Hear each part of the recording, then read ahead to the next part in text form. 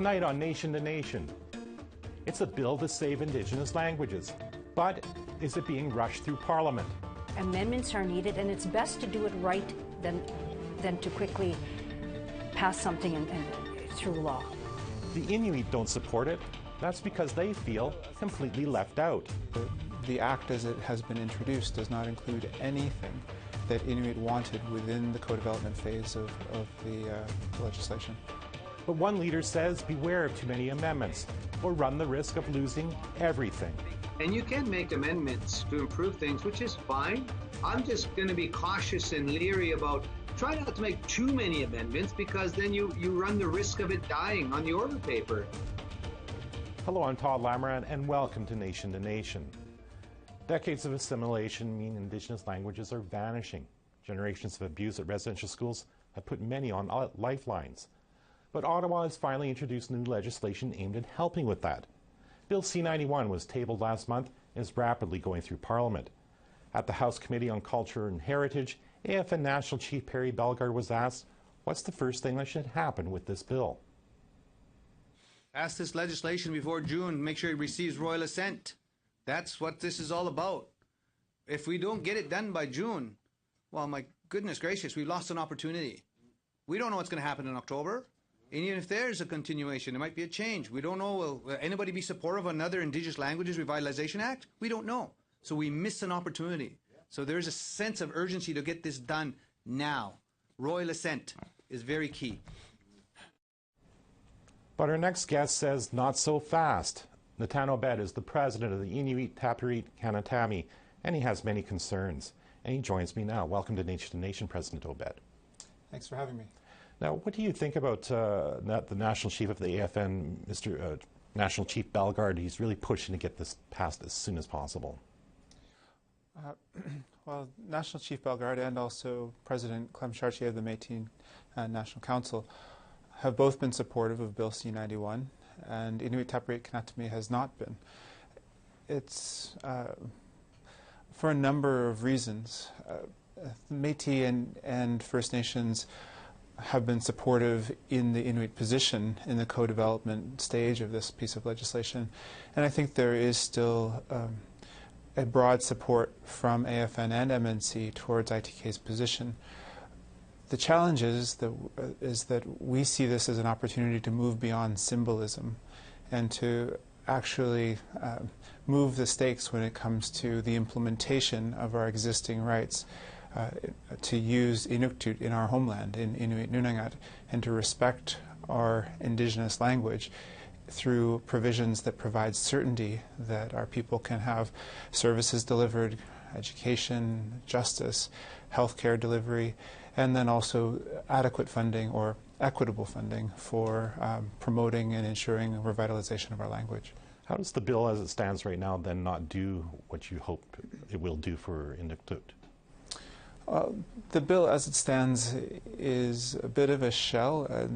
The creation of Indigenous Languages Commissioner is a construct of the federal government. It will exist as a federal government commission.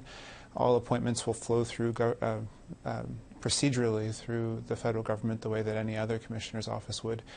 But that office will now be tasked with implementing the next generation of the Aboriginal Languages Initiative program, which is really the only program that has been doing anything in relation to promotion of Indigenous languages at the community level across the country. So we're concerned about the evolution of that program into an entity that we're not quite sure how would function, and functions at the exclusive domain of the federal government. There's also provisions in there that allow for the minister to make agreements with Indigenous organizations and governments, but it's at the discretion of the minister. So the progressiveness of the Act is still lost on us. We see risks associated with the Aboriginal Language Initiative moving into a new space, and we don't see a piece of legislation that's necessary for a minister of the government to make constructive arrangements with Inuit about language promotion. You must have had these concerns, I suppose, at the co-development stage, or certainly before the bill was tabled. Did you express those concerns to the government, and was there a response? Yes, well, we've been expressing concerns from day one, and we have also told the Government of Canada from the very beginning that we would only co-develop this legislation with them if this was not going to be a symbolic exercise. Minister Jolie was the lead on this from the federal side for a very long time, and we felt as though we had a constructive dialogue with her and had shared ambition for official language status, for the right for Inuit to be used as a language in the public service within Inuit Nunangat, and a number of other key provisions that would move beyond symbolism. When the government shuffled its lead on this file and Minister Rodriguez came in, then all of a sudden there was a different approach taken, and we felt as though the issues that we had brought up for over a year then became untenable for this government, and then the act as it has been introduced does not include anything that Inuit wanted within the co-development phase of the legislation. As I alluded to in my introduction, it's going through the House rapidly. It's been at the House committee for several sessions where you testified at. How optimistic are you that at the House committee and even the Senate committee is doing a pre-study next week on it, that enough amendments will happen that'll change the bill to your liking? I have to remain optimistic, and this government has pledged for this legislation to be meaningful, and we hope that they will consider that Inuit will not find this meaningful if the bill passes in its current form. We have proposed amendments. We've asked for an annex to the bill that would include a specific Inuktitut section.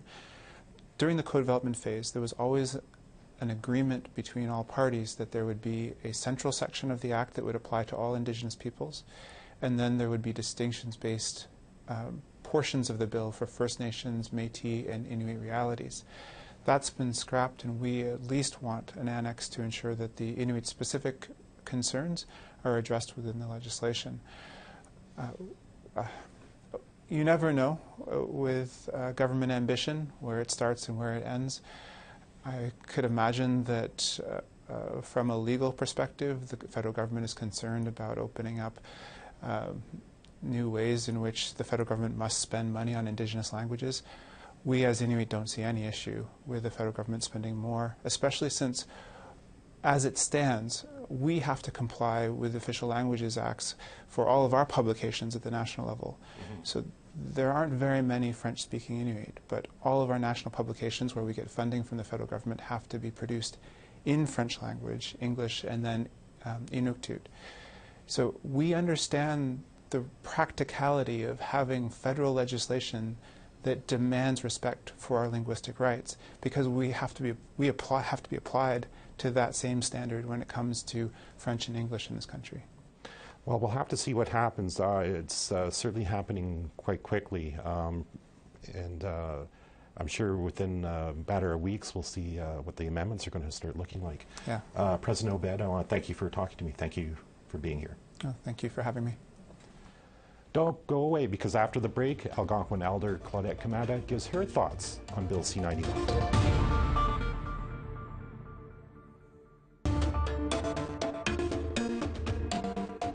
Welcome back. Indigenous language legislation is definitely being fast-tracked in Parliament. The aim of what is now called Bill C-91 is to preserve and revitalize language. Next Monday, the House's Heritage Committee will do a clause-by-clause examination. The following day, the Senate's Aboriginal Affairs Committee does a pre-study of the bill, all to get it through Parliament by the end of June. The House Committee has already heard how important that is. Claudette Kamada is an Algonquin elder. She's also the Executive Director of the First Nations Confederacy of Cultural Centres. Kamada was a witness at the Heritage Committee last month, and she joins me now. Welcome to Nation to Nation. Thank you, Todd. What's wrong with just passing the legislation quickly like the National Chief Perry Bellegarde wants to do?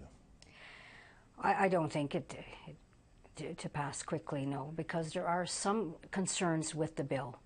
And speaking about those concerns, for me, when I first received the bill and I reviewed it, the first thing I wanted to look for was that clause that specifically stated the protection of Indigenous languages, the protection of funding, the identity of the amount of funding, and also a clause whereby it would state to compel the government to protect languages permanently and to fund Indigenous languages permanently. There's no such clauses. And what I did was I reviewed Bill C-91 vis-a-vis the Official Languages Act. So no, the bill has some concerns. The bill is missing some critical pieces of protections, and therefore amendments are needed. And it's best to do it right than to quickly pass something through law. When you say the Official Languages Act, of course, has been around for, I don't know, decades. Are you, I guess, suggesting there's not as much meat to the bones of C-91? That's right. When I reviewed Bill C-91, I said, where is the legal teeth? There's no legal teeth.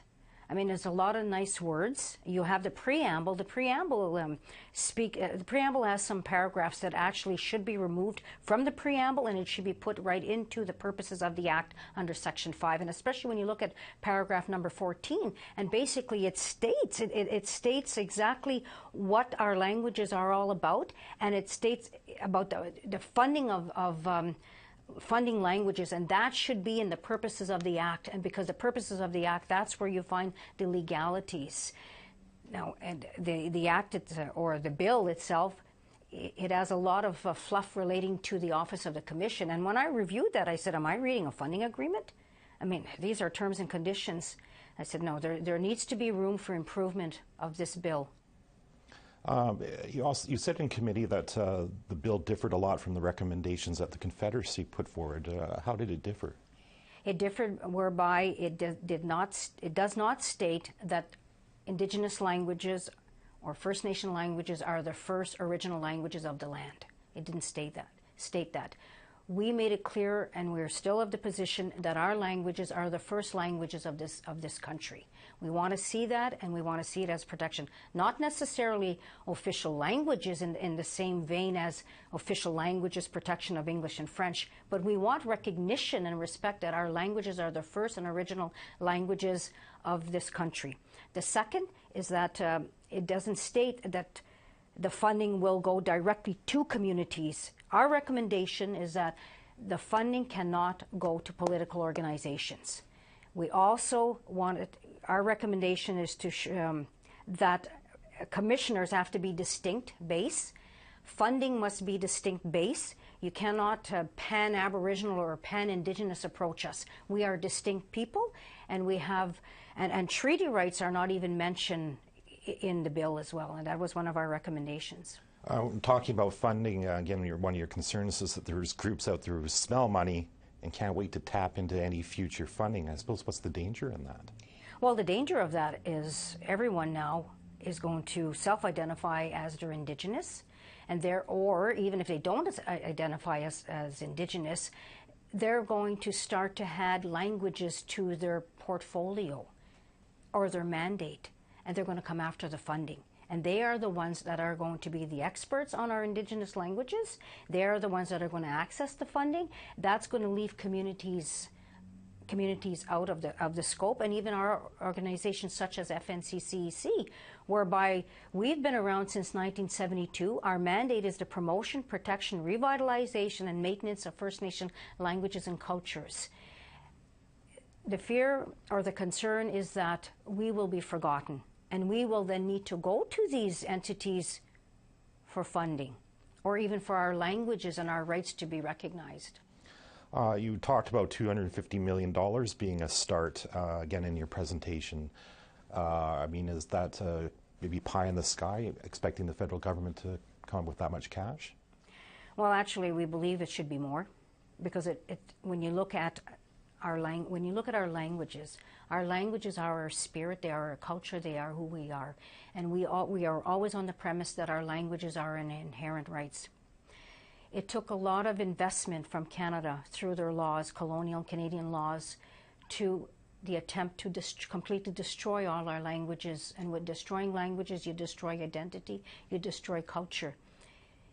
You need to adequately invest in the communities, in our work, at a local, regional, national level, to restore our languages to those original states of fluency that we once had. $250 million is a start, and that is pennies in the grand scheme of things. $250 million is a start, but we also believe that every First Nation community, as a start, should receive $1 million in core funding, not proposal-driven funding. And that, again, that was another recommendation we made, that the funding cannot be proposal-driven. It must be program-based. It must be core program-based. Every First Nation to receive $1 million, and they could put that right into their language, to the development of their language, to language health, language capacity. It could be a pie in the sky. I hope it's not. I hope that the government truly sees that they need to adequately invest the resources for all Indigenous languages to be protected and promoted. Well, I guess we'll see, because this bill has to be passed by June, before the session ends. Ms. Kamada, I want to thank you for talking to me. Thank you. Thank you, Todd. After the break, National Chief Perry Bellegarde will be here to talk about getting C91 passed quickly.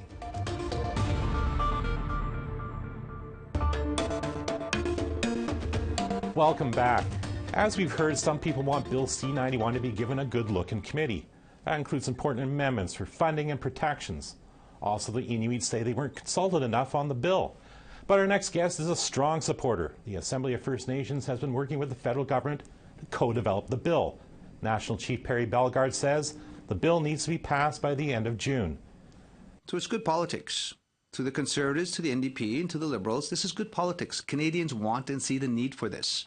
It's good for everyone. You talk about this word reconciliation. This is it in action. So it's good. Everybody's supporting this. Want to welcome National Chief Bellegarde to Nation to Nation Now. Welcome. Thanks, Todd. Now, do you foresee any danger in getting this passed too soon through the House? I don't think it's a danger at all. I think we need this passed by the end of June, before the House rises. The bill C91 is all about fluency. It's all about bringing back the 60-plus Indigenous languages across Canada. We believe that the federal government has an obligation to bring back and revitalize Indigenous languages, even more so than how they tried to eradicate them via the residential schools. So we've said all along that if we want to revitalize our nations and our tribes, we've got to bring back our languages. And that's pride amongst our young people. It's linked to ceremony. It's linked to our identity. It's linked to self-determination.